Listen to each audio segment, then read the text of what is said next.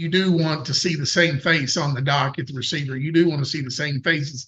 They know the value of that. They know the value of their relationships and their product getting from A to B.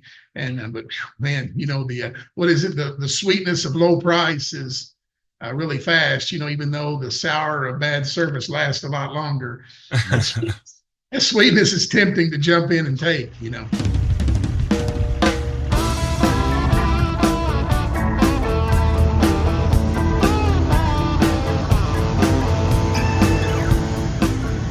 At the top there, you heard the sage wisdom of Silver Creek Transportation founder and president Jason Cowan, Overdrive Small Fleet Champ for the year 2021. He was speaking on the difficulties of managing freight contracts with customers at a time like the present, 2 years after what's been a flip-flop in demand for carriers of all shapes and sizes in the market for freight movement all around the nation. What he noted bears repeating. The sweetness of low price is really fast, even though the sour of bad service lasts a lot longer. That sweetness is tempting to jump in and take. Cowan was speaking as part of a roundtable on ways to build an owner-operator or small fleet business to weather inevitable down cycles. Overdrive hosted the event back in August, sponsored by Best Pass and Fleetworthy Solutions. Since rebranded under the Fleetworthy name and including the DriveWise Waste Station Bypass solution now, aiming to be a one-stop shop for bypass, toll collections management, and discounts, and fleet management solutions. I'm Todd Dills, and today on the Overdrive Radio podcast for September 23rd, 2024, drop into the first portion of the roundtable that featured, in addition to Cowan, other leading voices among owner-operators and seasoned veterans in Overdrive's orbit, all speaking to ways to set your trucking business up to stand out from the crowd, to beat that sweetness of low price when it inevitably comes to you from the customer's mouth. On the other side of a break for a word from Overdrive Radio's sponsor, I set the stage for the discussion with Cowan, Overdrive's own Gary Buchs, and ICV Express owner-operator Ilya Denisenko. So keep tuned. Just hear those sleigh bells ringing, jing, jing, jingling. Okay, yeah, a little early for that, but not too early to get your engine ready for colder weather. Start treating now with Howe's Diesel Treat, so you're ready when those temps plummet. You see, using Diesel Treat at every fill-up will not only prevent gelling, but will add power and performance while keeping your fuel system clean and free of water. Learn more at houseproducts.com. That's HOWES, houseproducts.com. Now, on to how to build business for trucking's down cycles. Here we go. Today, we've got three different perspectives, ranging from an owner in his first year in business operating with authority to that of a longtime small fleet owner in Jason Cowan. Jason Cowan is president and founder of the now nearly 40-truck Silver Creek Transportation, headquartered out of Henderson, Kentucky. Fleet was launched by an acquisition of a local trucking company back in 1994. And since, Silver Creek's become a leader in specialty trucking, serving a diverse customer base with an array of services from walking floor and dry bulk tanks to flatbeds and dry vans. Jason's been laser focused on maintaining a healthy company culture in an increasingly fine-tuned operation. Seeks to actively involve company driver team and leased owner operators in safety and maintenance goals. If you've been an Overdrive reader in recent years, his is probably a familiar face. In 2021, Cowan and Silver Creek Transportation were crowned as Overdrive Small Fleet Champ award winners. So we'll also hear today from another familiar voice in Overdrive contributor and owner-operator business coach Gary Buchs. You'll probably recognize his voice from regular appearances on Casey Phillips' SiriusXM show lately. Likewise, the many columns he's written on owner-operator business topics for Overdrive, going back almost 10 years at this point. Before retiring from the road in 2019 and beginning to more formally serve as a mentor to the next generation of small business truckers, Gary's one-truck owner-operator business was leased to Landstar, where he dispatched himself, pulling a dry van in large part. That all followed trucking work at other outfits and many years in business as a small farmer. His business acumen wasn't unnoticed during his time actively trucking. In 2016, in fact, he was the recipient of the Owner-Operator of the Year Award. And promised you an owner brand new to the trucking business with authority, Chapel Hill, Tennessee-based Ilya Denisenko, whose ICV Express trucking business follows close on the heels of several years' experience hauling both over the road and locally. He's fairly new to the trucking business ownership, true, but not the business itself. ICV Express draws on bedrock business lessons the owner learned in the tight margin restaurant industry. That experience drove into a keen focus on containing costs with a maximum of efficiency, which he's been putting to work in the tough freight markets today to thrive. Though, like I said, ICV Express's authority is less than a year old. So I wanted to set the stage a little bit for where we're going. This slide is from our Partners in Business co-producers, the owner-operator business services firm ATBS. So what it shows is net revenue per mile for the average owner-operator among ATBS clients since 2017 up through the end of last year, yet it excludes an average fuel surcharge. So basically what you're seeing here is a reflection of where underlying freight rates have gone over that time, separating out the wild swings in fuel. So since that high point that we see here in the early part of 2022, after a 2-year run-up during the pandemic, it's virtually consistently down that entire time. Just this past week, we got the mid-year update to the same metrics from ATBS, showing net revenue per mile, and what it shows for the first 6 months of this year is relatively flat numbers between $1.35 and $1.45 per mile. Again, that's minus an estimated fuel surcharge. The way ATBS's Mike Hosted interpreted this in the presentation he gave last week was to point out that we've hit a bit of a floor, he felt, on rates, as costs have stabilized to an extent for owner-operators after the big run-ups for both costs and rates throughout the pandemic period. When I introduced our online discussion last month, I hadn't seen those latest numbers. It turned out I was right on this score. Judging by what owners have been telling us so far this year, I highly doubt this has improved much since the start of the year, if at all. ATBS reported at year-end 2023 that average income for owner-operators had lost about $10,000 since high averages in 2021 of nearly $75,000. So certainly a tough environment for owner-operators. COVID rates attracted so many new businesses to trucking, increasing competition mightily, and then fell very hard on the other side. And, on the other side of that profit calculation, too, at the same time, inflation has just increased costs.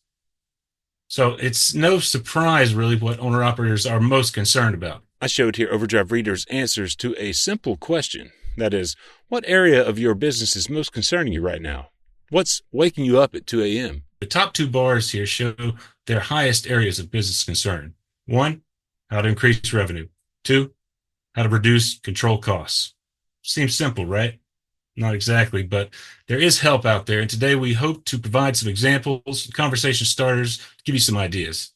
There is a little good news. When it comes to trucking business cycles, it's certainly been worse. And 2 of our panelists have pretty clear memories of the worst down cycle in trucking in the last 30 years at least. And we've got a little physical, tangible evidence to prove it. So Gary Buchs dug up this old journal entry from late 2008. Essentially, it's about the stress that comes with the profit squeeze of a down market and managing associated risks, from safety concerns to the kinds of slow, prolonged failures that can come with operating at unsustainable profit levels. I know it'll be virtually impossible to read the old journal entry on the screen in full, though I've highlighted just a small portion of it. Gary's illustration of what so many were thinking at the time and what no doubt many of you are thinking now. Namely, as was shown on the slide next to Gary Buchs' old journal entry, a quote from it. Caught in the squeeze of the economy, what do I do now? We've offered some answers, though, in recent memory. So what this slide shows is in our Partners in Business seminar at the Mid-America Trucking Show in March with ATBS, we looked at the impact just a single extra load move per month after you've met all fixed costs for the month. This example shows what an extra load might have had for the average owner-operator's income. It's a big hypothetical, of course, and assumes an average owner-operator hasn't already added an extra load with extra time on the road already. Miles generally, should be noted, have been up as income's fallen off, particularly last year, so there's probably a lot of folks doing that already. But the upshot is that just one more single-day achievable 500-mile run per month in this calculation gets close to giving the average owner back all the profit lost since the high-water income year of 2021. 2 extra loads a month? That would give it all back in full, and then some. So, Gary, you were part of that March presentation that we gave at MATS. A lot of what you talked about were the practical and otherwise limitations to that extra load idea. In your work with owner-operators you coach on a day-to-day basis, though, what are you seeing from them in terms of response to difficult conditions today? Is anybody maybe having success fitting in an extra load in the flow of work, improving more on the cost side, or maybe adding value in other ways? There are cases, there are instances where these drivers, these owners, I should say, are finding some success with extra loads. As I prepared for this, I wrote down a lot of notes and just kind of aired out some thinking. And the one thing I came up with, owners don't have a lot of extra capital to change a lot of things necessarily. Location. I think this is something Ilya, he's shaking his head, being in the restaurant business. What does that mean for trucking? And I got to looking at things like the load to truck ratios for even regions and times a year. As you put up that screen about the rates, the 22, actually that coincides with more loads to truck ratio, not only nationwide, but you can find data to study for regional. So when I talk location, I think about what can that do for you?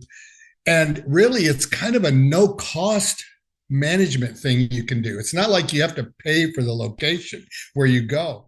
An owner mindful of his operating location, choosing particular locations to build lanes or specializing in a particular local area or region can yield a number of benefits to help reduce business risks and, thus, unexpected costs, Gary noted.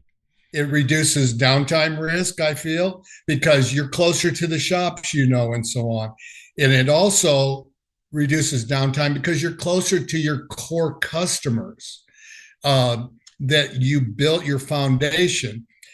What that can do for you is to help you get that extra load. Because you're working in a smaller region, you will see those customers more often, and you can build that relationship if that works for you. And you have to be a salesman. You have to be willing to go out there. That's one of the things that impressed me about not only Jason, but Ilya, when I talked to them privately about their willingness to go out and actually meet people face to face. If you work those regions properly, you'll have shorter deadhead between loads. And if a load cancels, you won't have so much deadhead and so on. The shorter deadheads, fewer cancellations, the ability to access extra loads because you've done more for a customer and you can be in contact with them and say, hey, I'm going to be available X days at this hour, I anticipate, if you have something come up, because often it's that one little thing. The extra load they talk about, I think mentally we go to the Friday, Saturday, window in our mind. Right. That extra load might be that Monday morning delivery at 5 a.m. that you loaded on a Friday evening or a Saturday or a Thursday even. I think a lot of what you're talking about is like really owning your area, yes. And being exacting about where you sort of choose to build your business. And Ilya, you there's a certain element of that in the establishment of what you're doing there, and the fact that you chose a very particular place to set up the business. Mm-hmm. You're living proof that solid income as an independent owner operator is achievable today. And we've talked a lot about your success and how it's kind of stemmed from pretty careful planning ahead of buying the truck that you did, which was I think late last year, and you set it up with specs for maximum fuel mileage. And it wasn't just that aspect of setting things up, though, that I think that you've managed to build your success on. Hopefully you could lay out some of the details for us of the planning that went into launching the business and kind of how you're profiting now, even with very limited brokered freight options, right? You're not working with direct customers. We're working with brokers, and you're a very new authority, so a lot of folks don't want to work with you. So as far as the planning goes, basically for all my costs, that's obviously the biggest thing people think about when they go into any kind of business. Like me and Gary spoke yesterday, I explained to him, I basically plan for worst case scenarios for everything. I plan to get best case $1 a mile for up to 6 months for all my loads, and to cover worst case. Right. Because below $1 a mile, there's not much that's going to happen. Unless you're like in Florida occasionally.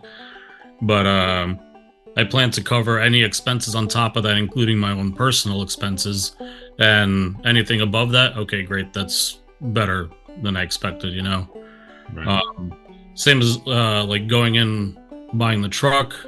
I looked, like, I planned for worst case kind of stuff. Like, I looked at what's the worst thing that could happen. Obviously, you're buying a big expensive truck. Everyone's scared of it breaking down. So you have to really look into the history of the truck as much as you can. That includes the ECM report, the oil sample, all that kind of stuff. You have to talk to the experts. You can, on a weekly basis, you can listen to people like Kevin Rutherford on his show and consult with them. And there's other experts out there too. You can speak to people that specialize in every kind of engine, and they'll help you out almost for free.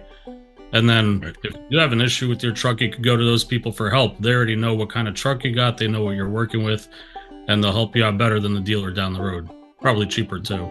I mean, speak to the location aspect of it. You have been in New Jersey, personally higher cost area for sure. I think you moved to Tennessee before you started this business, but what was the thinking that went into that decision? Well, back then I was a company driver, and even just work in trucking, that's a great location. There's trucking companies there. There's production all over the place. Whether you're in refrigerated, whether you're in flatbed, whether you're in dry van, whatever, there's everything over there. And even just for routes, it's a big crossroads there. You got I-65, 24, you got I-40, you could go any direction you want there. And then just for my own business itself, revenue wise, like I said, there's production everywhere. Like, I'm not out in the middle in like Utah or wherever. There's not that much going on. And personally too, like, I figure out which areas are better. I usually go up to Ohio. Sometimes I go back down to Texas, depending on the week. But being in the crossroads there, that gives me the options to go that way or that way or that way. I'm not really too far out of the way for anything. The fuel prices in Tennessee aren't too bad either. It's good for costs and all that stuff. I'm not right next to the shops that I like for Volvos, but the shop that I prefer, it's right in North Carolina, so it's not like I'm driving cross country, but it's a few hours away. I could head right over there. And on the cost side, tell us about the fuel mileage you're getting out of that truck. My Q2 IFTA was 9.1 miles per gallon, and this is on the 2020 Volvo with 633,000 miles on there right now. Right. And I purchased it with 575 on there. And the previous fleet that owned it, all their drivers drove 75 all the time on there. So I don't know, like, I'm not sure like what previous damage they experienced on there, but so far so good on it. That's huge. That 9 miles to the gallon, no doubt. And Jason, you've been speccing for fuel mileage as well in recent years, I know, but your business is in a very different situation than Ilya over here with just the one truck. So you're up at like near 40 trucks now. You're dealing mostly with direct customers rather than brokers. And I've heard you talk a lot about the rates discounts that even many longtime customers where you have a really good relationship, they've even been asking you for these the last couple of years. And we were talking a couple of weeks ago about all of this. I think you said something like, at a certain point, Todd, all you can really do is hang on with things as tough as they've been, right? But how have you done it? What different things have you done to have that have been effective at Silver Creek on revenue and cost sides of the profit calculation? Well, what you have to understand, I think, in relationship with your direct customers is that the service you give, the service you provide, all the things that they're looking for, those relationships will last a long way. When we see a downturn like what we've gone into, those don't always last. When rates begin just to really dropping, they will come back to you and go, hey, we love your service. We love you guys. You never miss. But, we're leaving 50, 75 cents a mile on the table. So we've got to do something. And, so you realize that if you have a small downturn, your service and loyalty will hang in there. In a downturn that we've experienced, you'll get out in that deep water. So we still spend a lot of time building relationships with our customer base. And then, we do all of the things that I think you do. Where can we cut expenses? Where can we increase revenue? Where can we add loads? If we have a road truck, like what Gary was talking about earlier, can I bring a road truck in, do a local load, to get that revenue up? We changed the way that we have our load planners book loads. So instead of me telling them, hey, you don't take a load less than, $2 a mile, what we try to tell them is I need this much gross dollars out of the truck for the week. And that gives them the ability, if they're in a bad area, to get out, to get in a good area where they can make it up, and they're not just beating themselves up with, I can't just keep this one specific rate. But then in the survival part of it, what we've learned is that there comes a time when, if the rates don't come up, whatever that difference is has to come from somewhere. So it either comes from our reserve cash, it comes from extending maintenance things out, or not being able to do some of the things that we'd like to do, tightening our belts up in different areas. But that cash has to come somewhere. And you can look at those same numbers over and over again, and they don't change. And so to pull that, there are going to be times in business where you just have to have cash from somewhere. And so either that comes from the reserves that you put back, your retained earnings, or if you have a line of credit that you can tap into, all of those things. And it would be my advice that when things are good, those are the times to look at where your cash reserves are going to come from. Because a lot of times when things are good, we're not thinking it's ever going to be bad again. In the same way, when it's bad, we think, oh, it's never going to be good again. But, those things have to happen. So the hanging on a lot of times just comes with, after I've looked at all my expenses, after I've made my company as efficient as we possibly can, what's the next step? And, sometimes that is looking for capital in some way to get you through the hard times till it comes around. But this one has been one of those downturns where your customers are coming to you. Yeah, they do. Yeah, definitely. Yeah. For the most and not part, with good news. Yeah. Well, yeah, because they're in the same position. We all don't live in a vacuum. They're feeling the same struggles and pain in their situation. Right. We are in our company, and so they have people looking to them, just like I'm looking to my team, going, where can we cut costs? Where can we cut costs? And if that's just where we are, and so still you have to have your line. Hey, this is where I need to be, and most of the customers are our customers, the direct customers, are good to work with us. And, they realize that, as Gary and I have talked about a lot, you do want to see the same face on the dock at the receiver. You do want to see the same faces. They know the value of that. They know the value of their relationships and their product getting from A to B. And, but man, what is it? The sweetness of low price is really fast, even though the sour of bad service lasts a lot longer. That sweetness is tempting to jump in and take, Gary, reflect back on that 2008 time period for me, if you could, and that journal entry of yours. I suspect that there may have been a little bit of a depletion of the cash reserves that Jason is talking about back then. What were you getting at with that? There were some, and the biggest reason for myself was the rates back in 2008 in that time frame versus now. We had fast failure. The market dropped quick. We've had this slow parasitic draw on rates and on our savings, and so there's a difference between fast and slow, both gains and failures, and so what's going on, what went on then was more of a rate cut, not loss of business, but loss of income opportunity. Today's market, the differences between that and today are we've got more businesses moving locations. They may be shutting down because their product is not something anyone wants to buy. We just had an announcement, Gibson City, Illinois. We have a farm equipment company, and they just announced they're going to lay off 80 people in this little city. It's not even a city. It's a few thousand people and 80 families, and the stress that's going to cause. Well, a lot of it has to do with, I don't know the exact reason why this one, but companies are moving or consolidating their operations. And so how do you deal with that as a trucker? When I talk about being in a smaller region area, is getting multiple customers and always being aware and asking and keeping your ear to the ground. Ilya and I talked about that, where he would know something was going to change, but he couldn't tell anyone. So, but don't confuse revenue or number of loads with miles, because we're conditioned often as owner operators, as long haul truckers, to think miles, gross revenue equals profit. And one of the things I learned when I was at Landstar, management told me once, they said, every BCO, they call them business capacity owners, on average, if they haul 2 or more loads or deliver 2 or more loads in a week, in 7 days, those owners are more successful, more profitable than those that are hauling less. And the average was like 1.7 or 1.8.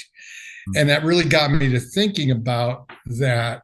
And so my goal became 1 load per diem for each per diem day. And I got where I averaged about 0.7, 0.76 loads for each per diem day. So that is something that an owner can look at, because the quicker you turn that revenue, those loads, they may seem smaller, but shorter loads often pay 2, 3, even 4 times the rate. And if you manage that right with communication, you will be able to get rid of that load much faster than even what they say the schedule is if you communicate. Try to minimize the load and unload time as much as you possibly can with effective communication, right? It's like investing. You want to be diversified in your customer base, because it's that old all the eggs in one basket kind of thing. You want to be as diversified, and the reason is it's common sense. If you are diversified and one drops, the others can carry you. That's a difficult prospect for you, Ilya, as a brand new owner. But I wanted you to share your some of the networking that you've done with brokers in order to kind of get past the limitations there. Let's explain you took an icebreaker basically, kind of a gimmicky but funny and a real conversation starter with you to an event called the Broker Carrier Summit back in the spring. It's coming up again in October. But tell us about that. Tell us that story. One of my things is like whoever you're speaking to, you got to put yourself in their shoes, right? So me coming brand new into the industry in January, right when I started, the whole freight fraud and theft thing skyrocketed, I guess, and brokers were extending their requirements for authority longer and longer and longer. And right. Basically, from the start, I was limited to TQL, CH Robinson, because they're the only ones that'll work with you from the start within probably the first 8 months. Right. So the thing is, if you put yourself in their shoes, they're concerned about security, theft, and fraud and all that stuff. How can you overcome that? You have to show that you're going to stand out. You're going to show that you're different than the other 1,000 people that call them every day for a load, right? So I worked with my social media. I documented all the stuff. I documented all the service that I'm implementing on a daily basis. I'm showing, like, almost every broker I talk to, one of the first words I mention is either tracking or communication. Like, if I'm driving, like, with their load in the truck, I don't care if they're tracking it. Like, if I order something on Amazon, I want to know where it is too, right? I'm offering them the stuff that they're concerned about. And then afterwards, okay, what else can I do? I heard about the Broker Carrier Summit, right? There's all kinds of conferences, but this is the event where the people that I want to work with also are looking for people like me to work with. It's right. Different than trucking conferences. It's different than broker conferences. This is like literally the event to meet people. For any other owner operator in the first year, this is like, you have to go there. Like, this is where you're going to stand out. You can't do what's going to happen there over a phone call, over an email, nothing. You're speaking to your clients in person versus the other 1,000 people calling them. So in the same manner, I also thought in advance, I was like, okay, the other people are probably more established than I am there. How am I going to stand out from the people that are talking to them there? So coming out of restaurants, what do new restaurants do? They give out free samples. So I was like, free sample. So I took my business card, I printed on the back of there, first load we do with you, if it's over 500 miles, we'll do it for 50% off. If it's under 500 miles, we'll do it for free. Because, like, first, it's a conversation starter. Then they're like, why would you do this? Why would you do it for free? And then that's where you get into the good conversation. You can explain, I'm here for long-term relationships. I want to work with you long-term. So even if I do it for free, that's a small price to pay, you know? At the same time, it gets my foot in the door. I could show them how I stand out from the other drivers. I'm going to show them like my route along the way. Any issues come up, they'll know about it before anyone else. And on top of that, most likely I'll be at the delivery earlier. So, and it broke the dam with some of these brokers, but I think it's crucial to note that none of them took a load for free. Yeah, they actually paid you, right? Like, it got you to the front of the line, I think, though, just by they remembered you, right? Like, that's, you do something like that, you're in front of somebody, they remember you, and it helps jumpstart that relationship in your case. Like they said, no one else does this. That's the point. I want to do the stuff that no one else is doing. And yeah, like you said, every one of them was like, oh, like, we don't need to take you up on this. We'll give you a shot. And then there's my chance to show them the difference in service. And so, like, at that conference, I think I was onboarded with 5 or 6 brokers that all require a year of authority. And at that point, I had just over 3 or 4 months. Right. It's thinking outside the box in this case. When I go to a customer, the thing that I want to look at is if I'm in his or her perspective, what do I need? And so we've gotten so many times we go to our direct customers and just say to them, how can I help you? What do you need? What can I do to make your life better or easier? How can we help? And then a lot of times we found opportunities in that scenario where they will just tell you, this is, I'm getting killed over here on this lane, or I'm, always late with this customer or that. And you're able to step in and say, okay, what's the solution? Because at the end of the day, we're not in transportation as much as we're in solutions. We're trying to help. Everybody wants to go home in the afternoon to their family and go to ball games and take care of their kids and all of that. And we have to get this work out of the way. And so if I can take that load off my shipper receiver's mind and they can go on about their day, then they do remember that. And those are the things that really help them. Just be direct. How can I help? What is it that your company needs that I can provide? And it really does a lot of times kick them back on their heels, because they're like, nobody's ever really asked me how. We all go, can I haul some loads? Do you have some freight? Let me quote some lanes. But when you sit down and look them in the eye and say, how can my company help yours be successful? What can I do? To ease that, it makes a big difference. Next week on the podcast, here's Silver Creek Transportation's Jason Cowan, Ilya Denisenko and ICV Express, and Gary Buchs respond to attendees' questions about customer management and rates, about where they see the market headed and priorities for truck owners through the end of the year, and much more from our How to Build Business for Trucking's Down Cycles online roundtable discussion. You can get the full video of the discussion too via overdriveonline.com. I'll post a link to just where you can register in the show notes for this Overdrive Radio edition. Likewise, links to Alex Lockey's 2-part report from the session. Find those in the show notes wherever you're listening. Overdrive Radio is on Spotify and SoundCloud, Apple Podcasts, and YouTube, Overdrive's Facebook page, any listening platform, really. Leave us a review there if you're enjoying these, and a big thanks in advance for that. Overdrive Radio is a production of Overdrive, the voice of the American trucker. It's edited and produced by me, Todd Dills, with the acoustic guitar and other support of trucker-songwriter Long Haul Paul Marhofer. The theme is Legend of the Snake Man by Marhofer, featuring the guitar work of Travis, the Snake Man himself, Whammick, Terry Two Socks Richardson on bass, keys by Tishomingo Jim Whitehead, and drums Andrew Marshall. The podcast is backed up further by Overdrive's own social media coordinator, Jasmine Campbell, news editor Matt Cole, executive editor Alex Lockey, and video editors Lawson Rudisell and Andrew Gwynn. We'll see you next time.